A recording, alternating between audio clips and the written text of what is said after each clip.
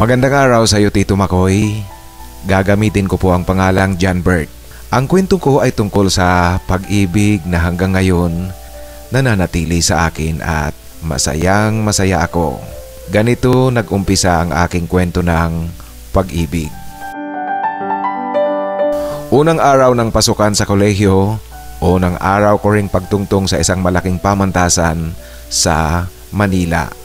Hindi siya gaanong sikat na pamantasan, ngunit malaki rin. Huling subject ko sa araw na iyon, alas 7:30 ng gabi, mas minabuti kong umupo sa may backside ng classroom. Malapit ito sa pintuan, yung pangalawang pintuan. Dumating ang isang estudyante, umupo siya sa tabi ng nauupuan ko. Kasabay niya ring dumating ang aming profesor. Sociology ang subject kaya siyempre ang profesor gusto niya magpakilala kami isa-isa at magkwento ng kaunti tungkol sa buhay namin. Ang higit na nakakuha ng atensyon ng bawat mag-aaral ay ang pagpapakilala ng katabi ko, yung huling dumating. Ako si Chino. Wala akong may kikwento kasi wala naman akong dapat na ikwento. Magandang gabi. Yan ang kanyang wika. Nagtawanan lahat ang mga mag-aaral sa pagsasalita niya. Ngunit tiningnan ko siya, parang walang epekto sa kanya ang pagtatawa ng iyon ng mga kamag-aral namin. Seryoso siya. Dahil na rin sa kanyang pananalita, tuloy Tito Makoy, naiilang na akong makipag-usap. Hanggang sa natapos ang oras ng aming klase, wala kaming imikang magkatabi. Hindi kagaya ng ibang magkakatabi na kahit ang karamihan sa kanila ngayon pa lang nagkita-kita, ngunit medyo may ingay na ng kaunti. Ang profesor nga pala namin hindi naman gaanong mahigpit, kaya may mga ingay na kaunti sa loob ng classroom. Ang katabi ko may itsura siya, maayos ang kanyang tayo, matipuno ang katawan.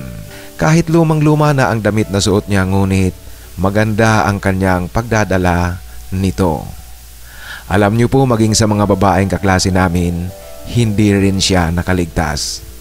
Palibhasa kasi meron siyang itsura at ang hugis ng kanyang mukha ay nababagay sa hiwagang daladala ng kanyang pagkatao. Sa tingin ko, Tito Makoy, parang mahiwaga ang katabi kong ito. Totoo yan, Tito Makoy, dahil nga sa kanyang ikinikilos, parang nahihiwagaan ako dito sa aking katabi. Examination period noon, dumating ako na nag-uumpisa na ang klase. Nadatnan ko na doon si Chino, nakaupo na sa permanenteng nauupuan namin. Ako, Tito Makoy, medyo nagmamadali na nag-aayos sa aking pagkakaupo kasi papalapit na ang profesor na nagbibigay ng mga test papers. Si Chino, napansin kong parang hindi siya mapakali sa kanyang pagkakaupo. Hanggang sa pareho nga kami inabutan ng profesor ng test paper, ngunit wala siyang tigil sa kakakapa sa kanyang bulsa sa pantalon at maging sa kanyang suot na polo. Wari ko, Tito Makoy, naghahanap ito ng ballpen na panulat. Kailangan mo ng ballpen? Yan ang tanong ko sa kanya, sabay inaabot ko na ang ekstrang ballpen na aking dala-dala. Salamat. Yan naman ang kanyang sagot sa akin. Sa wakas, Tito Makoy, nagsalita rin ang katabi ko. Nang matapos ang examination at ang klase namin, naglalakad na ako pauwi kasi ito nga ang last subject ko sa gabi. Nagulat ako, Tito Makoy, kasi sumabay sa akin itong si Chino. Pre, salamat kanina sa ballpen. Buti na nga lang meron kang ekstrang lala. Yan ang kanyang wika sa akin na nagpapasalamat. Naku, wala yun. Ballpen lang yun. Yan naman ang sagot ko sa kanya. Pre, ano nga palang pangalan mo ulit? Tanong sa akin ni Chino. Pre, ako si John Bert. Ito naman ang naging sagot ko sa kanya sa pagtatanong niya ng pangalan ko. John Bert, uuwi ka na ba? Maglalakad ka lang? Tanong niya sa akin, Tito Makoy. Oo, kasi 20 minutes lang naman nalalakarin, sayang ang pamasahe. Magamit ko na sa ibang bagay na pangangailangan ko. Itinuro ko sa kanya kung saang banda ang aking boarding house. Pareho pala ang aming direksyon na uuwian. Mas malayo nga lang siya ng kaunti sa akin. Kaya naman Tito Makoy, nagsabay na kaming maglakad. At ang kakaiba ngayon, si Chino ang tanong ng tanong sa akin kung ano-ano. Naging baliktad na yata ang sitwasyon. Ako naman ang matipid ang pananalita. Dahan-dahan kami sa aming paglalakad. Palibhasa nga hindi maiwasan na maraming nakakasalubong sa kalsada sa sidewalk. Inakbayan ako ni Chino para patuloy kaming magkasabay sa paglalakad, hindi kami magkahiwalay. Alam mo Tito Makoy, sa panahong ito, hindi pa napupukaw sa akin ang pagkakagusto sa kapwa lalaki. Ngunit sa pag-akbay na ito ni Chino, ewan ko ba, biglang nakaramdam ako ng kakaiba sa sarili ko. Siguro Tito Makoy dahil sa pinipilit kong ang tuklasin ang parang sa akin mahiwagang pagkataong daladala ni Chino. At ngayon sa wakas, nagawa kong papagsalitain siya sa loob ng mahigit 2 buwan na pagiging magkaklase namin at magkatabi. Ngayon lang nagbukas ang kanyang bibig. Pagdating ko sa iskinitang kinakailangan ko ng lumiko mula sa highway, bahagya kaming tumigil. Chino, liliko na ako rito. Yan ang wika ko sa kanya. Ay, dito ka na pala. Sayang hindi kita pwedeng mayaya ngayon kasi papasok pa ako sa trabaho. Ito ang wika niya sa akin Tito Makoy na medyo ikinagulat ko ng kaunti kasi papasok siya sa trabaho gabi na galing sa eskwela. Bukas, anong oras ba ang labas mo sa eskwela? Sabay ulit tayo, wala akong gagawin pagkatapos ng school. Lakad ulit tayo papauwi. Yan ang tanong at wika sa akin ni Chino. Ganito rin 8:30 ang labas ko sa huling subject. Yan ang sagot ko kay Chino. Kinabukasan nga sabay kaming naglalakad na naman papauwi at gaya kagabi, higpit ang pagkakaakbay niya sa akin para hindi kami magkahiwalay sa paglalakad sa sidewalk. Pakarating namin doon sa lilikuan ko na naman sa iskineta, nagtanong siya kung pwede raw siyang tumambay sa boarding house ko. Ang sagot ko naman sa kanya Tito Makoy, walang problema. Nang makarating kami sa boarding house gaya ng kinagawian ko na talaga gabi-gabi, dali-dali akong nagluto ng hapunan. Hapunan naming dalawa. John Bert, mabuti pa kaya shot tayo? Yan ang wika ni Chino. Ikaw, pero ako kasi wala akong budget ngayon.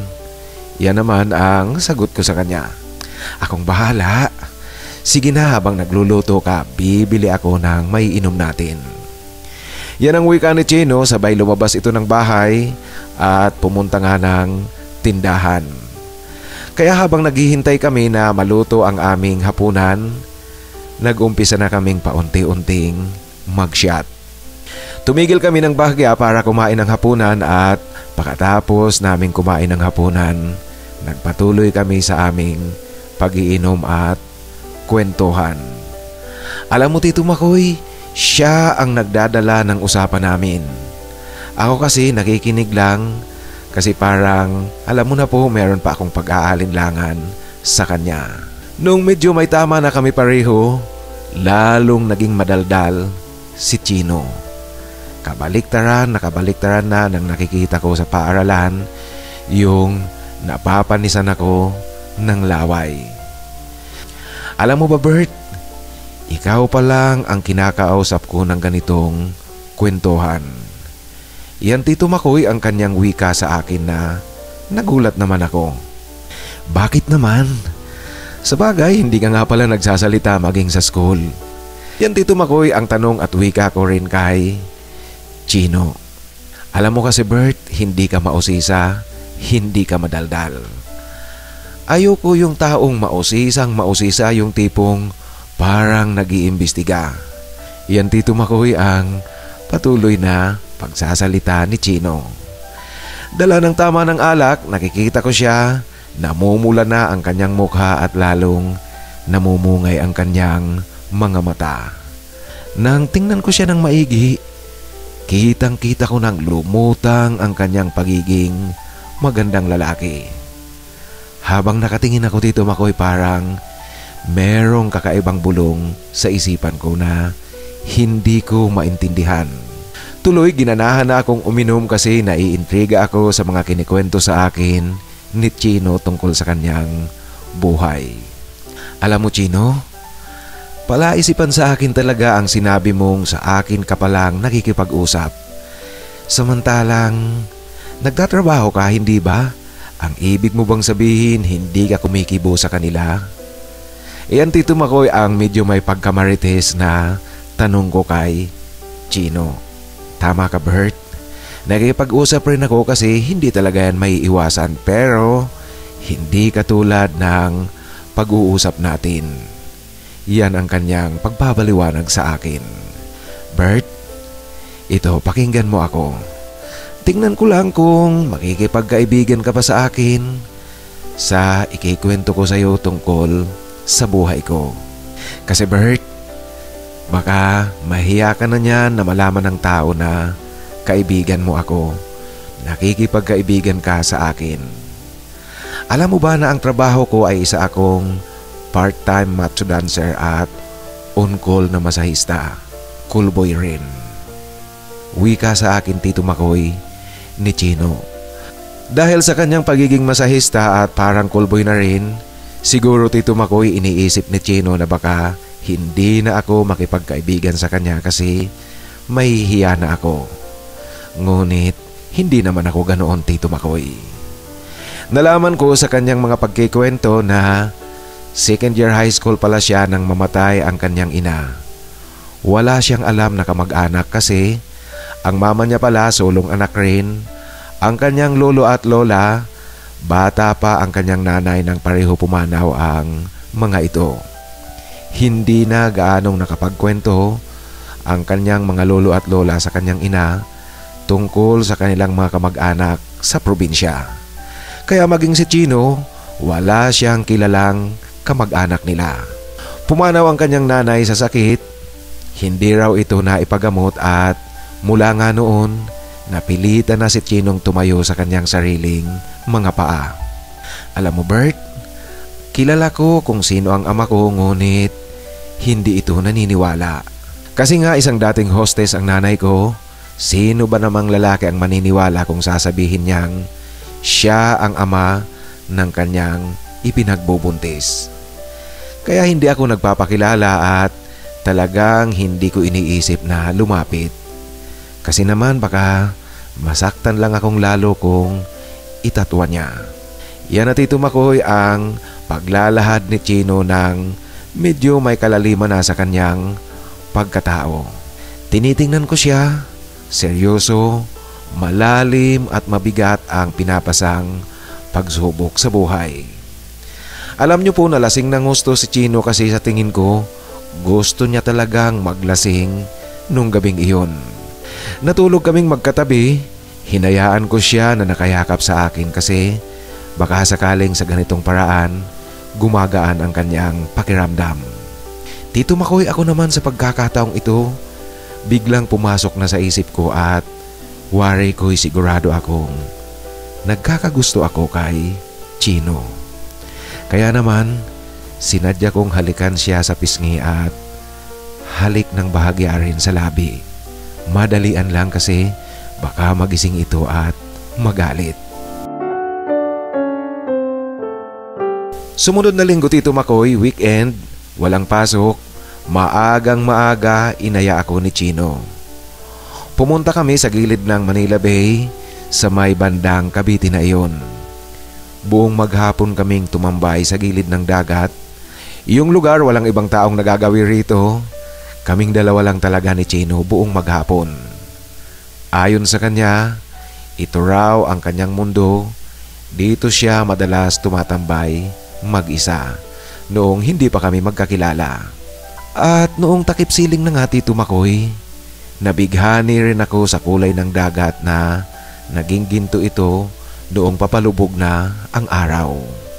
Umakbay naman sa akin si Chino sabay nagsalita ito. Alam mo, Bert, maganda ang lugar na ito kaya Madalas dito ako nagtatago.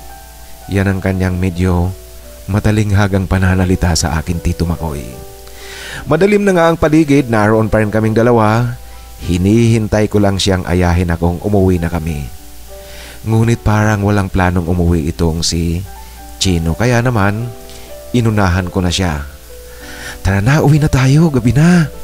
Yan ang wika ko at pagyayaya sa kanya, Tito Makoy. Maya-maya na, tigil pa tayo ng kaunti. Yan ang wika niya sa akin.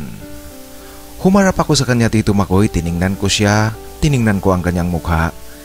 Di ko nga gaanong maaninag kasi madilim na ang paligid. Natagpuan ko na lang, Tito Makoy, humalik si Chino sa labi ko. Hindi ako kumilos. Inulit niyang idampi ang labi niya sa labi ko at dito, Tito Makoy, hindi ko na rin napigilan ang sarili ko. Sinalubong ko na ang kanyang halik na iyon ng isa ring halik. Uminit ang tagpo naming dalawa, ngunit hindi pwede rito. Kaya naman pinilit ko na talaga siyang umuwi na kami. Pagdating namin sa boarding house, naghanda muli ako ng hapunan, hinayaan ko siyang nakahiga sa kama at ginising ko na lang ito noong kakain na kami. Matapos akong kumain, Tito Makoy, dali-dali akong naligo kasi parang sinusunog ang pakiramdam ko sa init. Dala nga ng maghapon kaming nasa gilid dagat. Pagkatapos ay humiga na ako. Si Chino hindi pa tapos kumain ng hapunan. Hindi ko na malayan, Tito Makoy, tuluyan na pala akong nakatulog. Nagising ako dahil sa mga halik sa akin ni Chino. Ngayon, Tito Makoy, pareho kami hindi lasing, pareho hindi nakainom. Kaya sigurado ako, sinasadya talaga ni Chino ang kanyang ginagawa. Sinabayan ko na siya kasi pareho namin alam kung ano ang aming ginagawa. Ito ang pinakaunang pagkakataon at pinakaunang karanasan ko sa kapwa lalaki. Kaya ibinigay ko sa kanya ang gusto kong ibigay para ipadama rin sa kanya na merong nagmamahal sa kanya, meron siyang makakausap, nandito lang ako. At sa init ng tagpo na aming ginagawa, ilang sandali lang ay pareho kami dumating sa katapusan. Alam niyo po, isang klaseng kasiyahan na ngayon ang aking nararamdaman, isang klaseng kasiyahang ipinaramdam sa akin ni Chino. Galing muli kami sa eskwela, naglalakad na naman papauwi at gaya ng nakagawian namin araw-araw, nakaakbay na naman sa akin si Chino. Bigla niyang nabitiwan ang kanyang daladalang gamit sa eskwela, nahulog ito sa kalsada. Merong lumipad na papel na kasama sa gamit na kanyang daladala. Pupulutin sana yun ni Chino nang biglang meron akong narinig, Tito Makoy, na napakalakas na kalabog. Natumba ako sa gilid ng gutter. Mabilis na masyado ang pangyayari. Nakita ko na lang si Chino na nakahiga at mukhang malubhang nasaktan ito. Hindi kaagad makatayo. Ako, Tito Makoy, kaagad akong nakabangon, kaya inalalayan ko siyang tumayo. Aksidente ang nangyari, Tito Makoy. Nabundol si Chino nang pupulutin niya sana ang papel. Swerte pa rin ang kaunti kasi merong pulis sa lugar at merong ambulansyang nakaparada. Tumigil ang ambulansya ng saglit kasi bumibili ng kwek-kwek ang driver at mga kasama nito. Kaya naman dito na kami isinakay at dinala na sa pagamutan. Ako, Tito Makoy, walang gaanong problema kasi natumba lang ako sa may sidewalk nang makabig ni Chino noong masagi siya ng sasakyan. Si Chino talaga ang kinakailangan pang obserbahan bagamat hindi rin malubha ang kanyang tinamo sa pagkakasagi sa kanya ng sasakyan. Ilang sandali pagdating namin sa ospital, dumating ang may-ari ng sasakyang nakahagip sa amin ni Chino. Isang matandang lalaki na sa tingin ko nasa late 60s ang edad nito. Meron siyang kasama na bata pa, marahil mga nasa 40 ang edad nito. Yung bata pala ang driver ng sasakyan noong masagi kami ni Chino. May pagka-antipatiko ang tingin sa akin ng matanda. Dok, ano bang problema sa kalagayan ng dalawang ito? Yan ang tanong niya sa doktor. Sir, yung isa po okay naman, walang problema. Pwede nang umuwi. Ngunit itong isa kinakailangang obserbahan. Hintayin po natin ang resulta ng kanyang x-ray at CT scan. Pero sa tingin ko baka pwede rin siyang ma-discharge kasi wala naman gaanong pinsala. Yan ang wika ng doktor sa tanong sa kanya ng matanda. Problema tuloy. Kayo kasi, maano bang titingin kayo sa daan bago umapak? Alam nyo kung gusto nyong magpakamatay, magbitin na lang kayo sa Kesame para hindi na kayo makaperwisyo pa ng iba. Ang hirap, naistorbo ka na, magbabayad ka pa.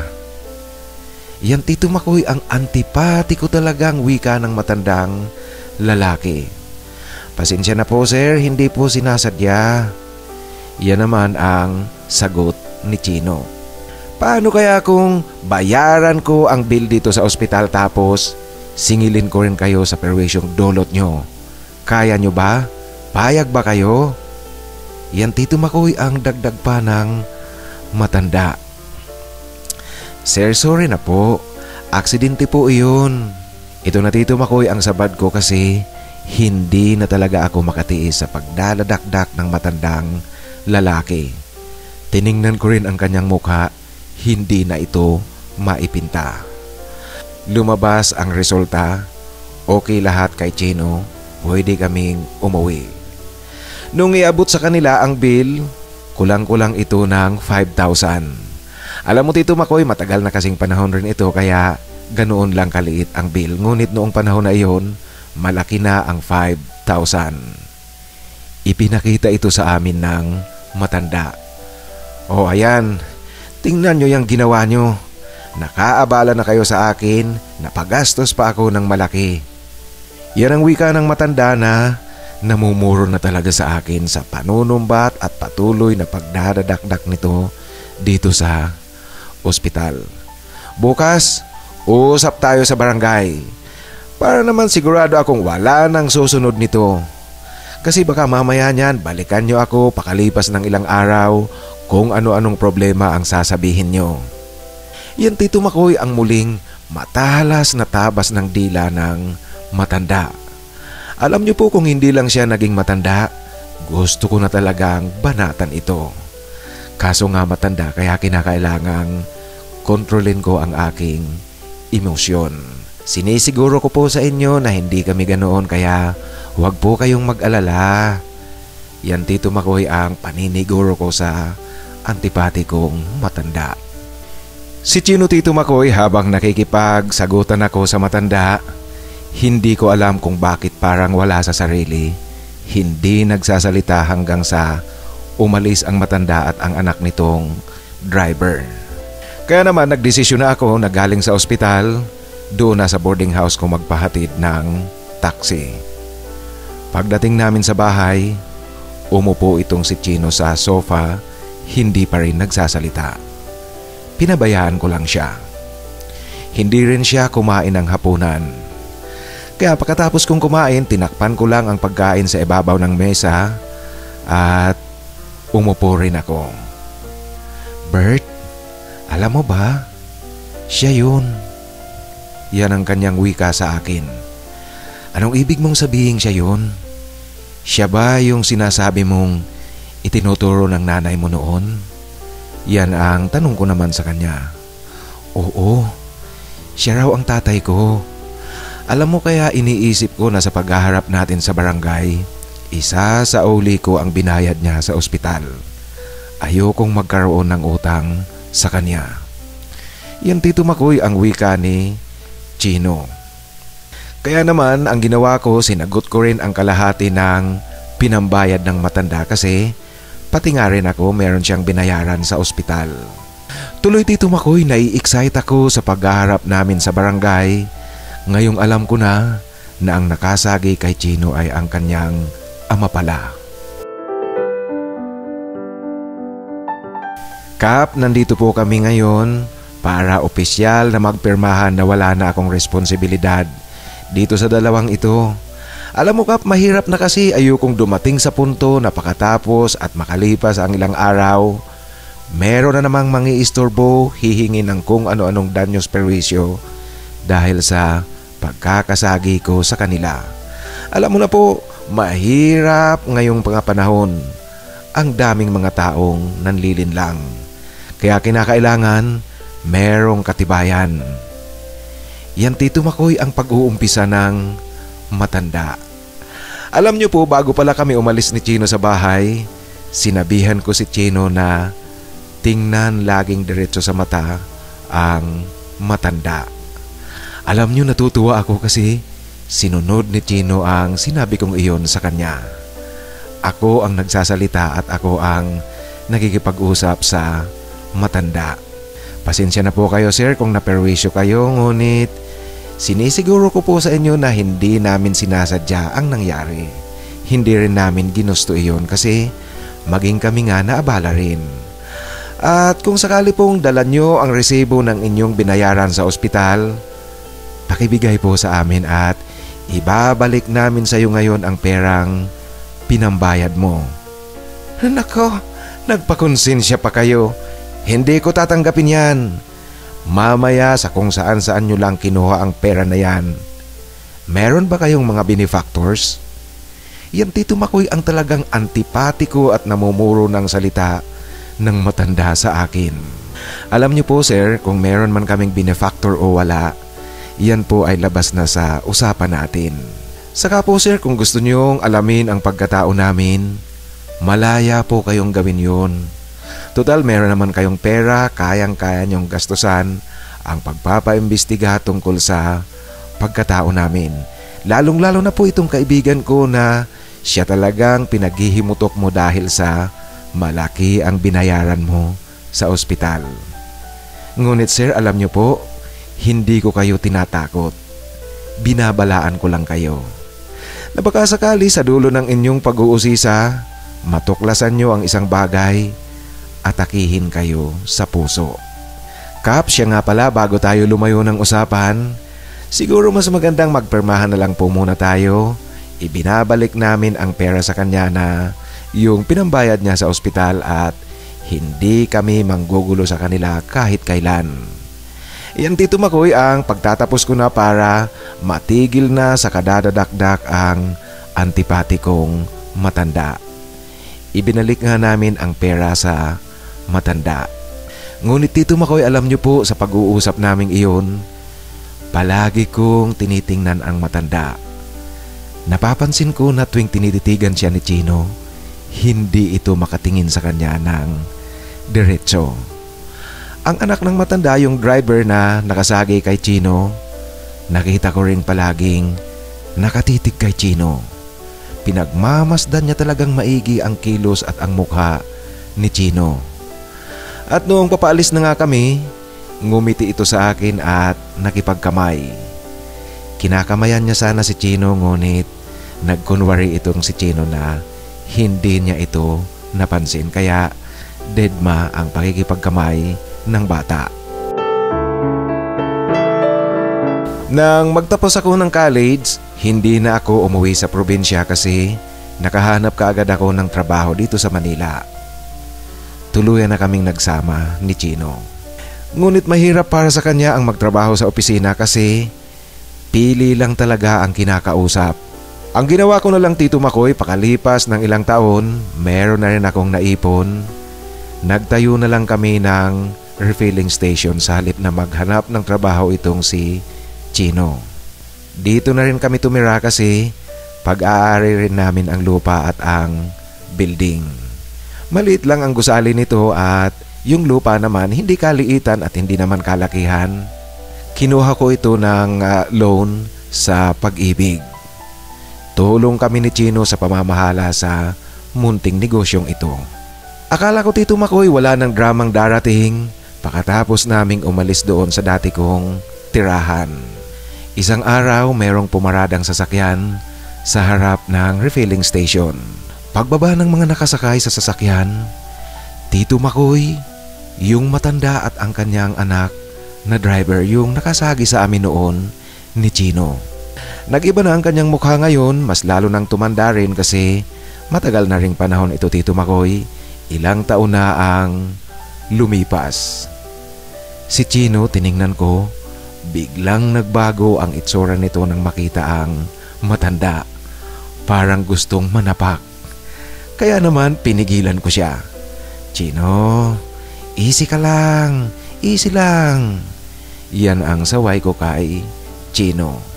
Ako na ang sumalubong sa matanda at sa anak nito, pinatuloy ko siya sa may terasa na nasa likod ng refilling station. Paglapit ni Chino, nakiusap ang matanda na kung pwede raw, excuse muna ako. Subalit Tito Makoy, hindi pumayag si Chino na umalis ako. Kaya naman nandoon ako sa harapan nila habang nag-uusap ang dalawa. Ano ngang kumpletong pangalan mo at ilang taon ka na ba? Yan ang tanong ng matanda na medyo iba na ang tono, Tito Makoy. Ano to? Job interview?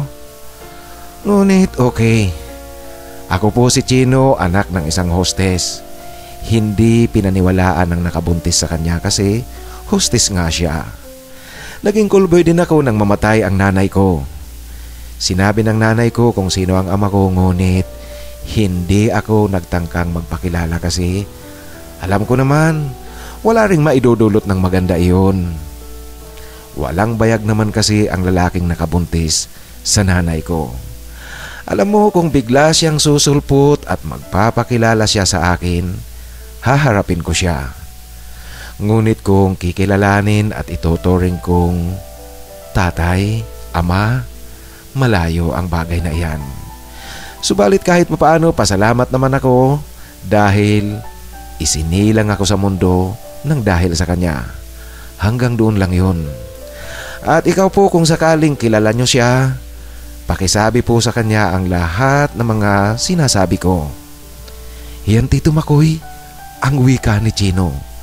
Alam niyo po, natunga nga ako sa pananalita ni Chino kasi para akong nanonood ng stage play. Dramatic na dramatic ang linya ni Chino. Ang matanda naman, hindi na nakapagsalita, umiyak na lang ito ng umiyak. Naalarma nga ako kasi baka atakihin ito sa puso o kaya high blood. Matigok. Naku, Tito Makoy, ayokong matigukan dito sa negosyo namin. Malas yan. Kaya naman dali-dali ko siyang inabutan ng malamig na tubig at pinainom ko. Si Chino, hindi tumitingin sa matanda. Sunod-sunod ang sindi ng sigarilyo hanggang sa nagpaalam at umalis na ang mag-ama. Pakaalis ng dalawa, Tito Makoy, sunod-sunod pa rin ang sigarilyo ni Chino, hindi ito kumikibo. Makalipas ang mahigit 1 taon mula nang bumisita ang matanda, gabi na, Tito Makoy, tapos na kaming magsarado ng refilling station. Nakaupo kami ni Chino sa may terasa ng bahay. Merong pumaradang sasakyan sa harap ng refilling station. Nang lumabas ang nasa loob ng sasakyan, yung anak ng matanda, yung driver na nakasagi sa amin noon, ni Chino. Ako muli ang sumalubong sa kanya sa gate. Pinapasok ko siya. Chino, alam kong masama ang loob mo at naiintindihan kita sa nararamdaman mo, ngunit ako na ang makikiusap sa iyo. Pwede bang sumama ka sa akin, puntahan natin sa ospital si Papa kasi hindi tumitigil si Papa sa kasasabi sa akin na gusto kanyang makita. Alam mo, baka pumanaw na siya anumang oras.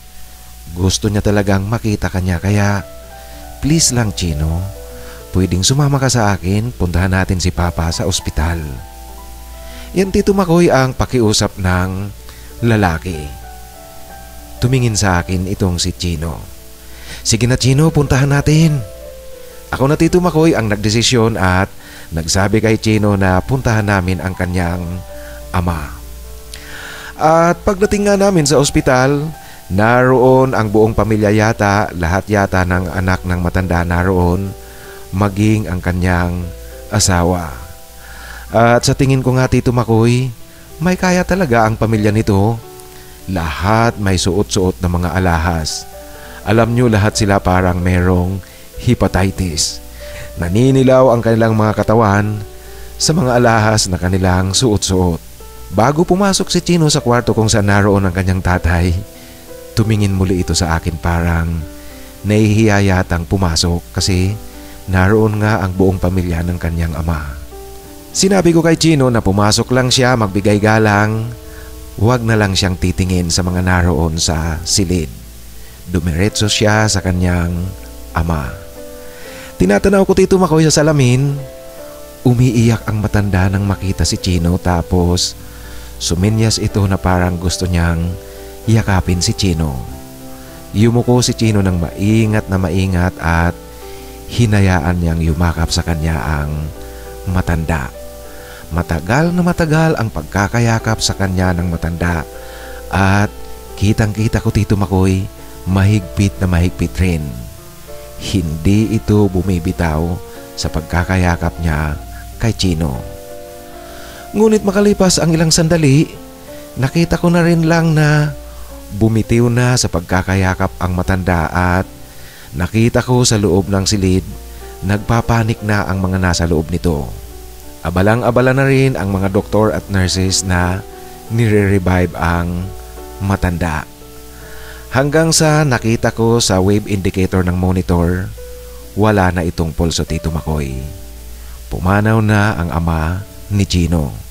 Sa tingin ko talagang hinintay lang siyang dumating bago ito pumanaw. Kaya nga noong dumating si Chino, mahigpit na mahigpit ang pagkakayakap nito, matagal na matagal at hanggang sa nalagutan na siya ng hininga. Nanatili pa kami sa ospital hanggang sa matapos ang pag-aayos sa pumanaw na tatay ni Chino. Si Chino, kinakausap siya ng kanyang kapatid na sumundo sa amin. Herson pala ang pangalan nito, ngunit kitang-kita ko pa rin Tito Makoy na tipid sa pagsasalita si Chino. Umaga na nang umuwi kami sa bahay, ito ay pagkatapos malaman kung saan iboborol ang kanyang ama. At habang nakaburol ang kanyang ama Tito Makoy, hindi kami bumalik dito.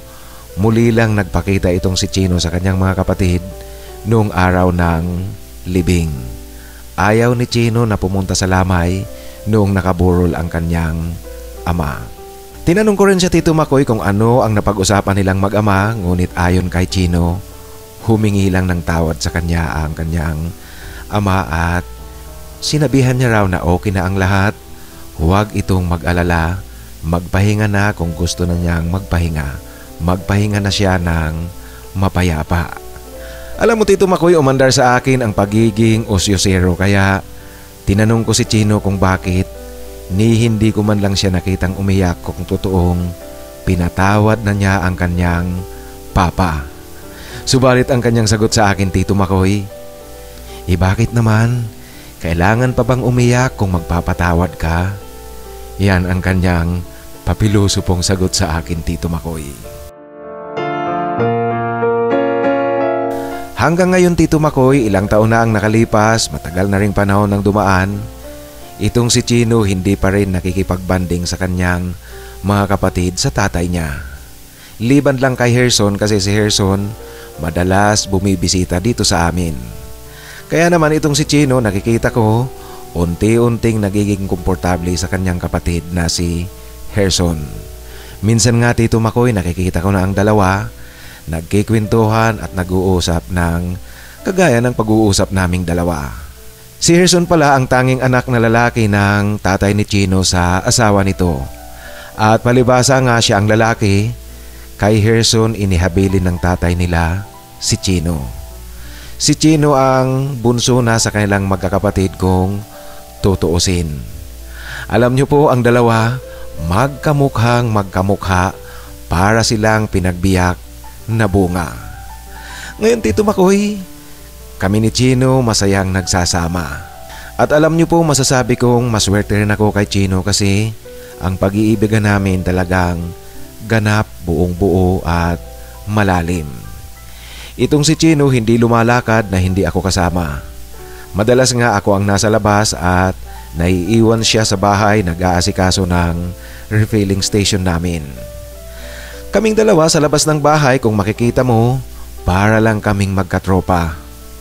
Ngunit pag nasa loob na kami ng aming silid tulugan, Ibang klaseng tamis na ng pagmamahalan ang makikita mo kung sakaling magkaroon ka ng pagkakataon na makita mo kaming dalawa.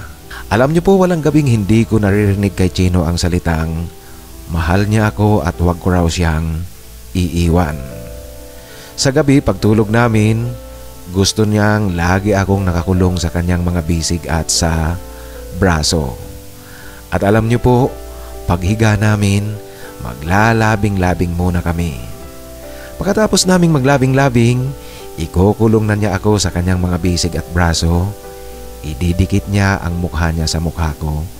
Makakatulog na ito ng mahimbing. Ang isa pati tumakoy kung bakit nasasabi ko talagang maswerte ako sa aming relasyon ni Chino, kasi itong si Chino, hindi rin siya natutulog na hindi ako katabi. Kaya naman kung nagkakataong meron akong pinupuntahan, sinisiguro ko talagang umuwi kahit na alanganing oras. Kasi pagdating ko sa bahay, nasa sala pa siya naghihintay sa akin. Hindi siya pumapasok sa aming silid tulugan na hindi ako kasama. Hanggang dito na lang po, Tito Makoy, ang aking kwento. Sana po mapili nyo at ibahagi nyo sa iyong channel. Lubos na gumagalang, John Bert.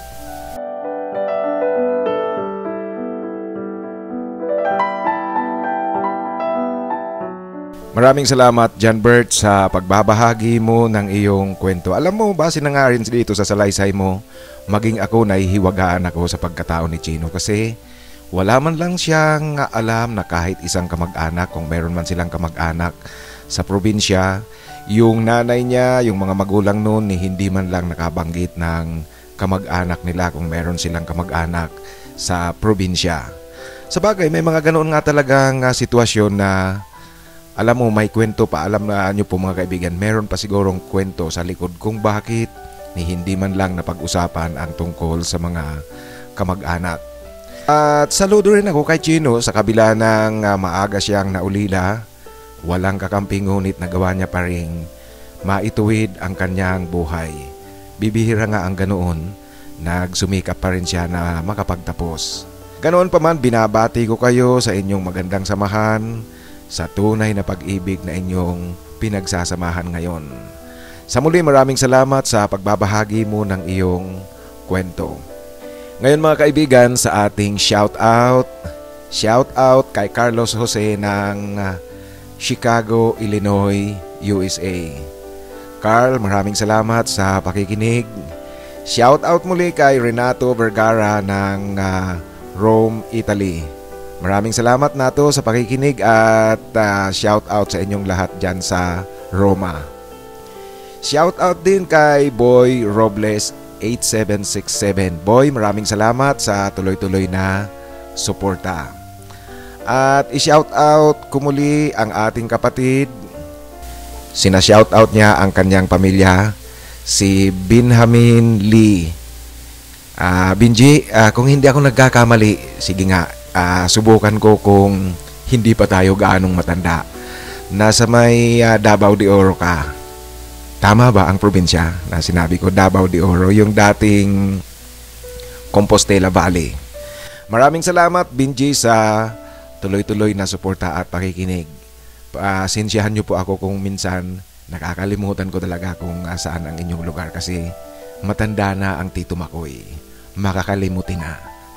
Shout out din kay Winifredo Botalon. Maraming salamat, Fred, sa tuloy-tuloy na pakikinig at suporta. Kaya shout out muli sa iyo, Winifredo Botalon 5955. At i-shout out ko rin si Ryan Limorin 3114. Maraming salamat, Ryan, sa tuloy-tuloy na suporta at pakikinig. I-shout out ko rin si Serge Moreno ng San Pablo, Laguna. At si Nenot Tuason, shout out din sa iyo, Nenot. Maraming salamat sa inyo sa tuloy-tuloy na pakikinig. I-shout out ko rin si David V7S 9Y. Dave, maraming salamat sa tuloy-tuloy na pakikinig. Siya nga pala, David or David? Sabagay, kahit alin dyan, Dave or David, maganda ang pangalan. Maraming salamat Dave sa tuloy-tuloy na pakikinig. At shoutout din kay Adon Adon Vlogs. Maraming salamat Adon Adon sa tuloy-tuloy at walang sawang suporta. Ngayon sa ating mga hinahanapan ng forever, sana makahanap kayo ng forever kagaya ni John Bert. Makahanap kayo ng inyong chino. Shoutout kay Alvin Kalalang, Dominador Patawaran, Paulo Laison, Faustino Fabro, Jason Hanson, Robert Mirafuente at kay Alfred TV 888.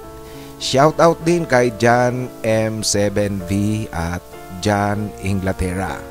Sana makahanap kayo ng kagaya ng natagpuan ni John Bert. Makahanap rin kayo ng isa pang chino. Tig-isang chino kayong lahat. Sa inyong lahat mga kaibigan, maraming salamat po sa tuloy-tuloy na pakikinig at sa patuloy na sinasamahan nyo ako dito sa ating channel.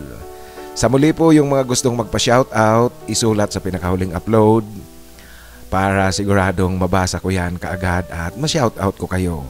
Sa mga nais namang magbahagi ng kanilang kwento, ipadala lang sa aking email titomarcos@yahoo.com at titomarcos@gmail.com. Maraming salamat po sa inyong lahat.